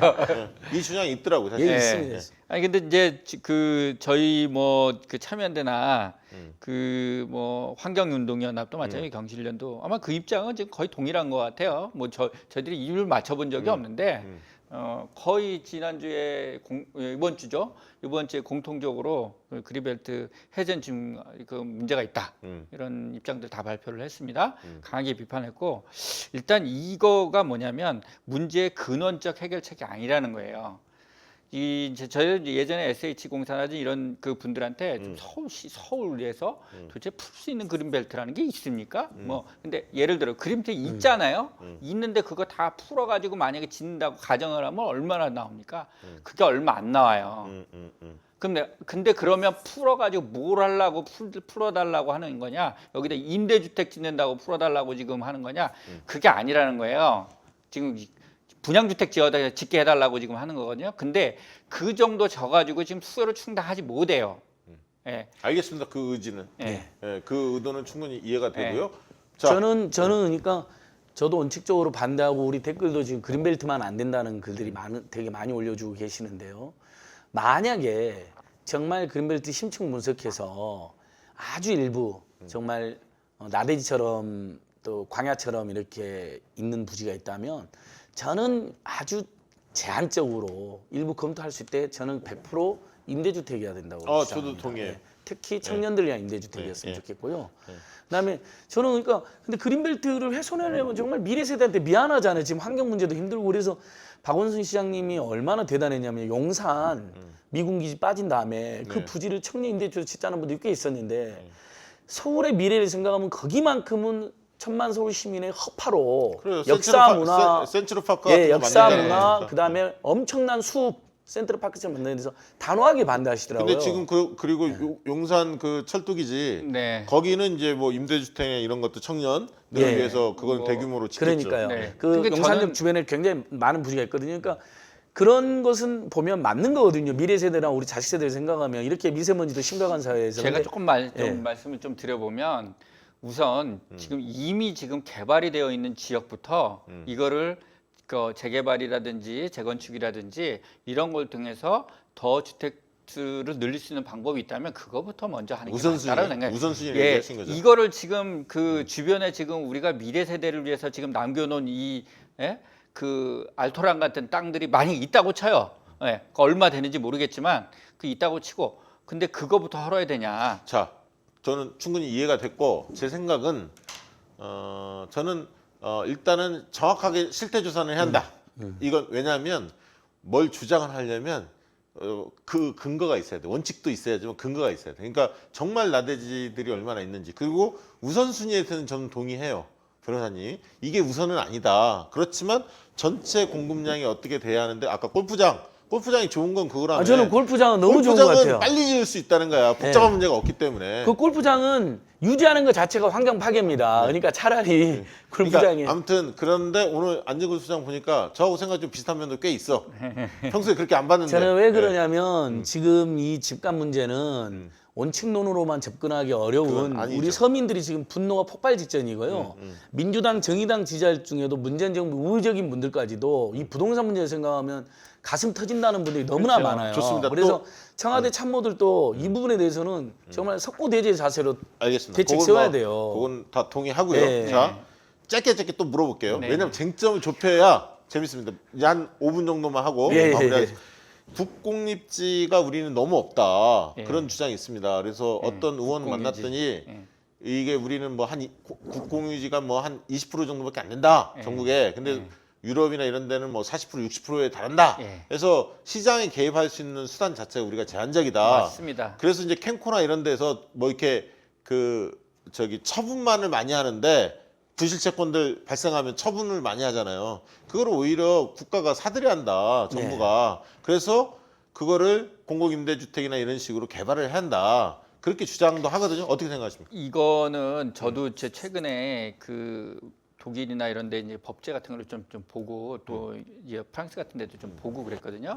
거기에 보니까 구역을 정해 가지고 그걸 사들이고 있더라고요. 그러니까요. 예. 그러니까 예를 들어 이제 이거를 그냥 강제로 사들이는 방법도 있지만 그것보다는 조금 더 저기 하려면 이제 우선 매수권 같은 것들을 그냥 국가에다 국가에 부여를 해가 국가나 지방자치단체 부여를 해가지고 그거를 이제 공기업이 예. 사들일 수 있는 어떤 권리들 이런 것들을 확보를 하면 이제 예를 들어 그 지역은 이 사인들이 먼저 자기가 매매를 하고 싶은데 매매를 하는 그 가격을 공부해서 지급하겠다면은 공공을 그러니까요. 먼저 하는 거죠. 땅값이 뭐 구룡마을 이런 데도 땅값이 올랐으면 올랐는 대로 쳐주고 네. 매입하면 되거든요. 네. 사실은. 필요하면 네. 정부가 사들여라 이런 왜냐하면 거거든요. 그- 그러면 예. 계획성 있게 토지를 사들일 수가 있는 거예요. 그냥 아무 때나 막 매매되는 걸 아무 때나 지금 그 캐치해가지고 이게 살 수가 없잖아요. 그리고 뭐, 그런 거를 무슨 공사 같은 거 크게 만들면 네. 왜냐하면 지금 유동성 문제가 남아도는데 그런 부분에 대해서 장기적으로 투자할 사람도 많이 있거든요, 사실. 네. 그렇지 않습니까? 그래서 좀 발상을 바꿔서 큰 틀에 뭔가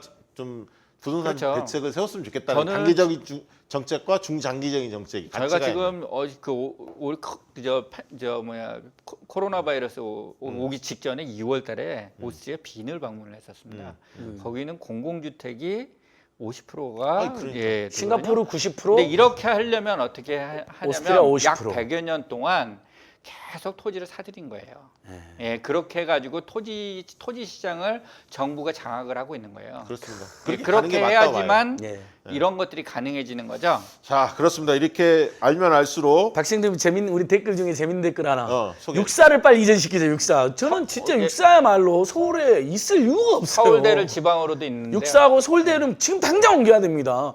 육사는 사실 진짜 육사 서울에- 서울대 서울과기대 그러니까 지금 서울대는- 옮겨야 돼요. 서울대는 제목이 서울대라서 예. 그렇긴 아니, 합니다만 한국 이름 대학으로 바꿔주면 이름을 되죠. 바꾸든지 이름 한국대학을 바꿔줘요. 예, 한국일대야? 네, 제가 한국일대야. 죄송한데 제가 뭐 저 모교인데 지금 뭐 그래서 관악산에서 잘 놀았어요. 예, 전 충분히 잘 놀았는데 참 후배들한테 죄송하지만 그렇게 하는 게 좋지 않나라는 생각을 해봅니다. 좋습니다. 자, 이제 마지막 한두 개 하고 마무리하겠습니다. LH 이런 데 문제점은 뭡니까? LH, SH 막 이런 공사들. 공사에 계신 분들도 이런 부분들에 대해서 뭐 다른 생각들도 있으시겠지만 사실 이제 LH 지금 너무 공룡화돼 있어요. 네. 그래서 지금 그 중앙집권적인 어떤 우리나라 지금 그 경제개발 시대에 그 해왔던 이 시스템이 지금 온전돼 있거든요. 예, 그래서 이제 지방 자치가 없어요. 거긴 돈 벌어갖고 뭐 하죠 지금? 예? 돈 벌어서 뭐예요? 이제 공공사업을 하죠. 네. 여러 가지 공공사업을 하고 안 한다는 게 아니라요. 네. 제가 말하는 건 이 시스템이 이제는 지방 주도로 돼야 된다는 겁니다. 아, 예, 지금 다 국토교통부와 그다음에 LH가 다 장악하고 있어요. 아니 그래서 그 얘기를 하니까 이재명 지사 오늘 인터뷰하면서 그 얘기를 했거든. 토지보유세 얘기를 했어요.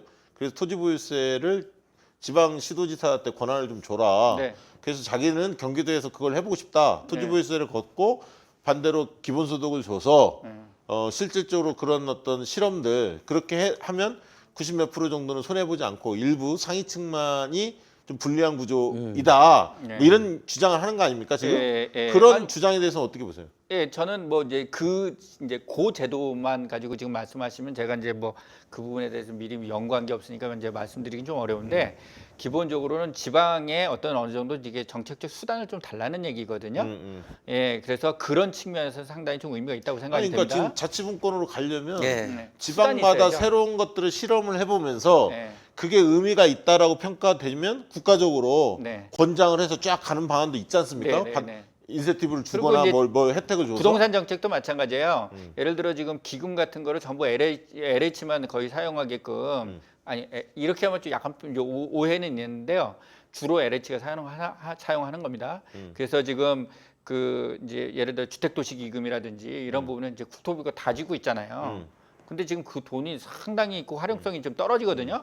그거를 지방에 이렇게 이제서 이렇게 조성을 하게끔 한다든지 이런 방식으로 해서 지방이 자치적인 어떤 그 지방 개발 이런 것들을 스스로 해나갈 수 있게 한다면 지금하고 양상이 달라지지 않을까요?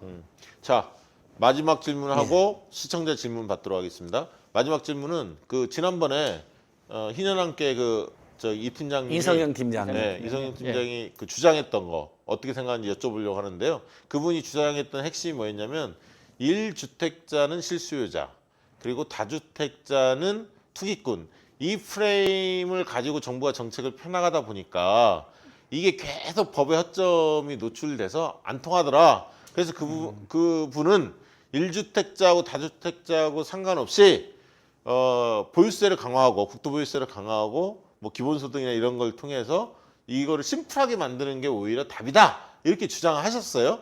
그 주장에 대해서 어떻게 보세요? 그러니까 그게 우리 이성영 팀장님 등이 그 유명한 헨리 조지학파에서 공부를 하신 분들이에요. 네, 전통적인 그 주장을 하셨어요. 네, 근데 아까 말씀드린 것처럼 일가구 유주택은 우리 국민들에게는 굉장히 중요한 의미가 있습니다. 저는 그렇게 접근하기가 쉽지 않다고 봅니다. 오히려 저는 정말 일가구 주택은 오히려 유연하게 접근하고 그러니까 세금을 팍 때리지 말고. 예. 예. 저는 아무튼 예전에 노무현 정부 때 시민단체가 했던 캠페인은 뭐냐면요. 전 국민 일가구 주택을 법으로 의무화하자는 제안까지 했어요. 지금 다주택자, 지금 고위공직자들만 그렇게 하자는 거로 후퇴했는데 노무현 정부 때는 심지어 그런 캠페인이 있었어요. 우리 국민 모두가 일가구 주택을 의무화하자는 캠페인을 했다니까요.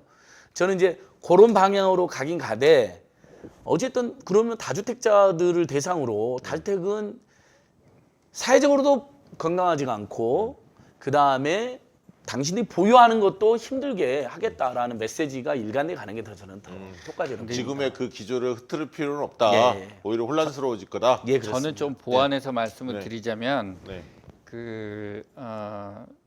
우리가 이제 그 다주택자는 투기, 일주택자는 투기 아닌 실수요 이런 그 공식은 사실 약간 좀 그 위험성은 좀 있다고 생각을 해요. 이거 공식 예외가 일부 있죠. 예. 집을 계속 그래서- 팔고 다니는 사람이 있어요. 아니 이제 투기 예를 목적으로, 들면 예. 한 가구 중에도. 저기도 그 얘기 합니다. 이 지사도 뭔 얘기 했냐면 지방에서 서울로 올라오는 사람이 지방주택 가지고 있다가 서울에 집을 사면 2주택자가 되지 않습니까? 네. 그러면 처분하라고 하면 지방주택을 처분하다 보니까 지방이 더 어려워진다는 거예요. 근데 현실적으로 2주택자 같은 경우도 그런 경우 꽤 있는 건 사실이에요. 그렇죠. 예외적으로 경우가 아니, 있죠. 그러니까 이거를 그 경제 현상을 가지고 이제 그 우리가 이제 뭐 투기 아닌 거 이렇게 이제 구분하려고 보면 어떤 게 투기지? 참 구별해내기가 어려울 수 있어요. 네. 하나하나씩 들여다보면. 네. 그래서 이제 우리가 이제 이런 거를 보는 데 있어서 그러니까 신화 저는 이제 1주택의 신화라는 부분이 있다고 생각하거든요. 이거는 조금 이제 우리가 지금 약간 벗어날 단계가 됐다고 생각합니다. 주거 안정이 일단 기본이에요. 그러니까 우리가 지금 주택을 소유할 수 있는 사람은 소유해가지고 주거 안정을 이루는 거고요. 주택을 그렇게 소유하지 못한 분들 임차를 해서라도 안정이 될 수 있게끔 하는 시스템으로 가자, 이렇게 하는 게 맞다고 생각해요. 근데 지금 현재 이거를 가지고 지금 막 다 사야 되는데, 모두 다 사야 되는데 못 사게 하는 놈이 누구냐? 저놈 때려잡아야 돼. 이렇게 한다고 해서 이 문제가 해결되지는 않는다는 겁니다. 같이 살아야 되고요. 지금 현재 2주택, 3주택 가지고 있는 분 저거 내놓게 하는 게 그게 쉬운 게 아니에요. 그분들이 그렇죠. 어느 정도 재산이 있으시거든요. 그렇죠. 그래서 그거 손에 주머니에 갖고 있는 걸 어떻게 꺼냅니까? 쉽지가 않아요. 시장이 좀 안정화되고 하락 국면이 있어야 내놓지 그렇죠. 먼저 내놓지는 않아요. 먼저 내놓지는 않는다는 저도 그렇게 거예요. 봐요. 네. 그렇기 때문에 우리가 그런 부분에 대해서 주머니에 있는 거 강제로 꺼내겠다 이런 식의 어떤 인상을 줘봐야 그게 그렇게 되지는 않는다는 거예요. 경제 현상 그렇게 풀리지는 않는다는 그래서 거고요. 공급 대책이 굉장히 또 중요한 거죠, 사실은. 네. 공급 대책도 병행이 중요하고 돼야한다는 거죠. 현재 상태에서 그러면 임차인들은 어떻게 살 거냐라는 부분에 대한 현실적인 얘기들도 같이 들어가줘야 된다는 오케이, 겁니다. 알겠습니다. 그 얘기는 했고요. 자, 우리 그 시청자분들이 주신 질문 3개를 꼽아왔습니다. 대신 제가 질문을 드리도록 하겠습니다. 첫 번째, 다주택자도 통합적 가격으로 제한하면 해결되지 않나요? 어쩔 수 없이 다주택 갖는 사람도 있는데 이렇게 질문 주셨습니다. 어떻게 답변하시겠습니까? 제가 먼저 말씀드릴까요? 예, 예. 그러니까 이제 저는 기본적으로 이제 아까 그 1주택, 2주택 이제 구별은 해야 된다고 생각을 하고 어느 정도 세율 차이는 저는 둬야 되는 게 현실적이라고 생각합니다. 다만 이제 이게 이제 가격으로 누진적인 구조를 만들 수 있거든요. 네네. 예, 그렇기 때문에 지금 말씀하신 거는 너무 격차를 너무 많이 벌려놓는 것도 문제 아니냐 이런 지금 취지로 지금 네. 말씀하신 거로 보여요. 네. 근데 그것도 이제 반영을 해줄 필요는 있다고 생각이 됩니다.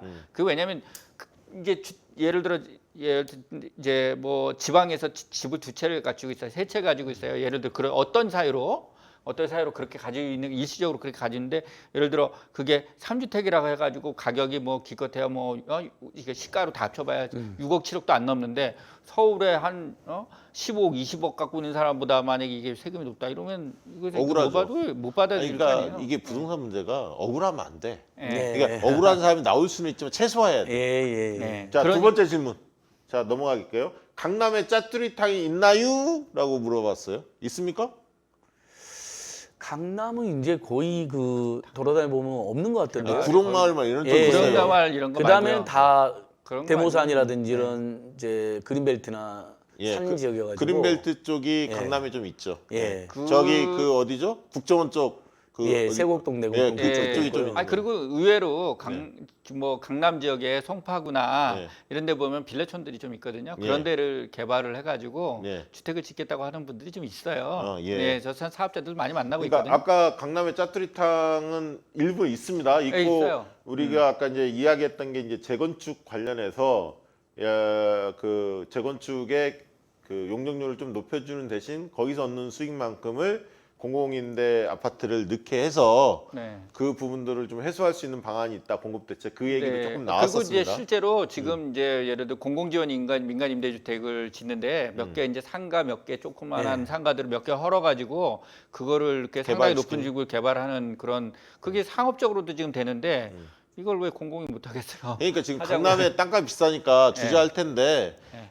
비싼 만큼 또 그 부분에 또 수요가 있었기 때문에 네. 할 수 있는 방법은 저는 네. 있다고 봅니다. 네. 강남은 근데 보면 주민센터들이나 구 보유 시설 중에도 넓은 데가 많아요. 많죠. 저는 그런 데는 전부 다 예 없이 올려서 주상복합이 아니라 주행복합 단지로 2층까지는 행정 목적으로 쓰고 예. 그 위에는 다 청년들이랑 서민들 교육 목적으로 강남 가고 싶어하는 임대주택으로 활용했으면 좋겠어요. 좋습니다. 세 번째, 고구로 지으면 뭐 하죠? 공공임대 소득 높으면 못 들어가는데 이 얘기 있습니다. 이번에 네. 기준을 조금 완화하긴 했습니다. 제가 알기로는 그렇죠. 맞벌이 부부 뭐 이런 분들이 네네네네. 임대주택 들어가는 조건을 좀 완화하긴 했는데 네.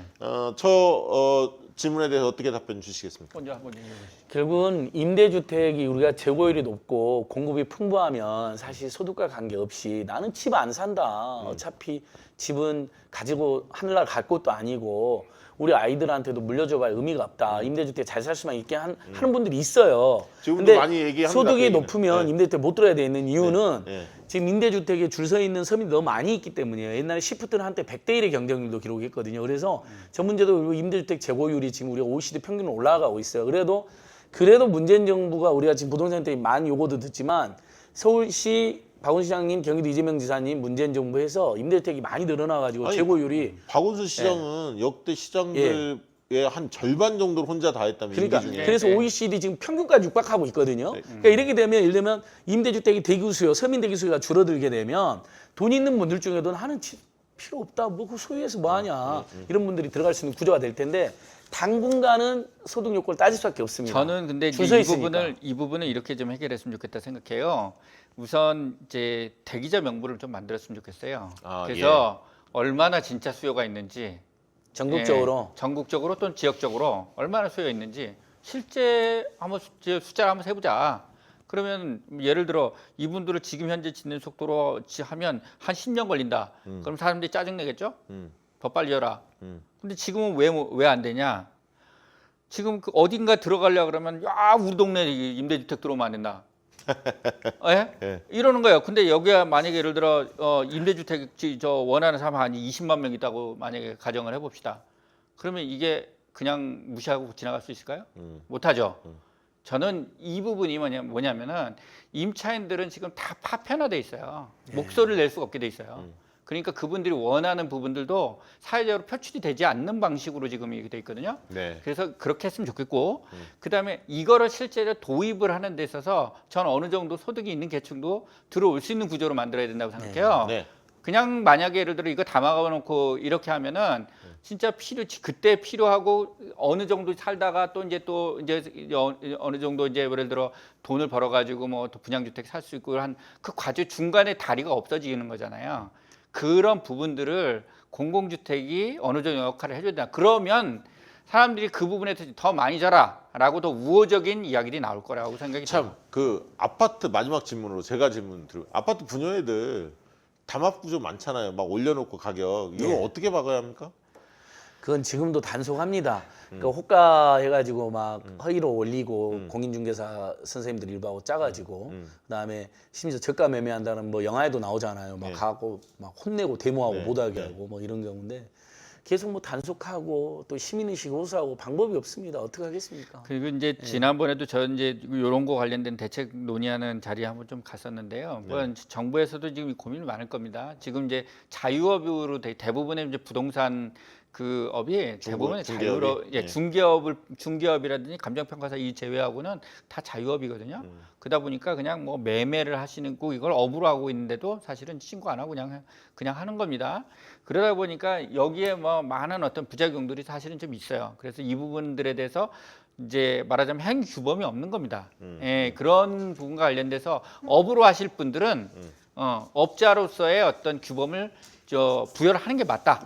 예, 그리고 그다음에 이제 이런 지금 말하자면 그 우리나라에서 보면 이런 투기나 이런 좀 비정상적인 행동들을 하시는 분들 이런 부분들은 좀 강하게 해야죠. 예, 그게 결국은 사회에 어쨌든 여러 가지 피해를 끼치는 현상들을 예, 갖잖아요.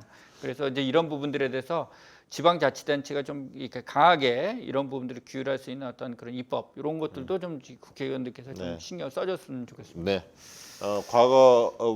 과거에도 의식주 이게 굉장히 중요하다 이런 얘기 우리 많이 했는데 최근 들어서 이 주거 문제 굉장히 심각합니다. 심각하고 대통령께서 그런 말씀하셨죠. 최대의 현재 민생 과제는 부동산 문제다. 이 맞습니다. 말씀하셨습니다. 그 정도로 대통령이야 이제 정부에서도 굉장히 어쨌든 이 문제에 대해서 심각성을 느끼고 있고 또 여당이 180석 가깝게 지금 176석이죠 민주당 같은 경우는 예.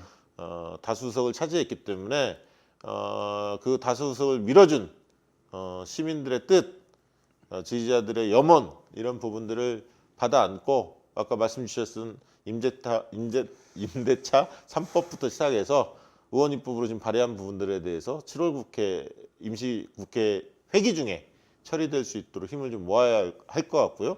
7.10 부동산 대책이 빠져 있는 공급 대책이나 어떤 추가적인 대책이 있다면 한꺼번에 모아서 적어도 8월이 넘지 않는 기간 내에 뭔가 정부 정책으로 그게 구체화됐으면 좋겠다는 생각이 듭니다. 오늘 굉장히 긴 시간 동안 원래 짧게 하려고 했는데 내용이 너무 좋았어요, 사실. 내용이 좋고 시간. 다뤄야 할 의제가 많다 보니까 여러분들 어떻게 보셨는지 모르겠는데 굉장히 의미 있는 시간이 아니었나. 저 개인적으로도 많이 배웠고요. 오늘 근데 박시영 대표님이 이제 어쨌든 정부 여당이나 청와대 쪽에도 영향력 있고 소통이 되시잖아요. 영향력 없고 그다음 소통은 민심이 조금 되죠. 네. 이 부동산 대책하고 이 세입자들의 분노는 민심이 폭발 직전이라고 보는 게 맞을 거예요. 네, 맞습니다. 심지어 아까 말한 제가 민주당이나 정의당이나 범진보개혁세 그다음에 촛불시민혁명 적극 지지했던 분들이 여기저기서 난립니다. 알려져 있는 것보다 심각하다고 생각하고 청와대나 정부당이 나서야 됩니다. 예를 들면 그다음에 세입자나 서민들이나 청년들은 월세 지원 같은 것도 좀 더 확대도 하고 그러니까 굉장히 입체적이고 다양한 대책이 동시에 쏟아져 나와야 된다. 네. 근데 그리고 제가 오늘 이 방송을 청취하시는 분들한테 한 가지 부탁 말씀 드릴 게 있습니다. 뭐냐 하면 이 정책을 다루는 이 프로그램 코너가 되게 정치 현안을 다루는 코너에 비해서는 좀 조회수가 적습니다. 아무래도 좀 딱딱하기도 하고 어렵기도 하고 그렇습니다. 근데 좀 이 앞으로 현장은요. 이 코너는 안정근 소장이 아까 안정근과 친구들 현장에서 활동하시는 전문가들, 시민사회 인사들을 모시고 계속 이어갈 텐데요. 이 코너를 좀 많이 사랑해 주셨으면 좋겠어요. 그래서 야 진짜 박시영 팀이 좀 다르다. 정치에 대해서도 다루고 정책 민생 현장에 대해서도 빠짐없이 챙기고 있구나. 이런 어떤 느낌이 들 수 있도록 여러분들이 많이 홍보도 좀 해주시고 주변에 알려주시면 더 고맙겠다. 이 말씀 드리고요. 자, 끝까지 시청해 주셔서 너무너무 감사합니다. 박수 치고 마치도록 하겠습니다. 감사합니다. 감사합니다. 고맙습니다. 감사합니다.